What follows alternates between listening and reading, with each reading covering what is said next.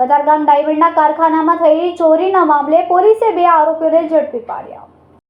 સુરતનો હીરા ઉદ્યોગ મંદીનો માર સહન કરી રહ્યો છે તો બીજી તરફ હીરાના કારખાનામાં ચોરીની ઘટનાઓ વધી રહી છે. કતારગામમાં 2 તસ્કરો 1.83 લાખની કિંમતના 440 નંગ કાચા હીરા ચોરી કરતા સીસીટીવીમાં કેદ થયા હતા, જેના આધારે પોલીસે બંને આરોપીને ઝડપી પાડ્યા છે.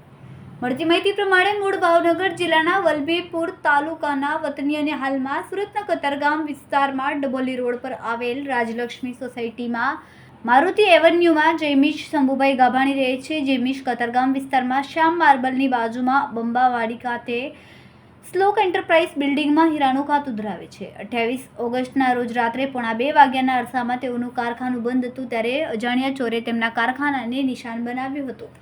તસ્કરો પહેલા માળે ખાતાના પાછળની સાઈડમાં આવેલ લોખંડની ગ્રીલ તોડી બારીમાંથી ખાતામાં પ્રવેશ કર્યો હતો અને 4 કેરેટના 12 સેટના 49 નંગ કાચા હીરાના 2 પેકેટ તથા 23 કેરેટ 20 સેટના 391 નંગ કાચા હીરાના 5 બોક્સ મળીને કુલ 1.83 લાખના હીરાની ચોરી કરીને ફરાર થઈ ગયા હતા.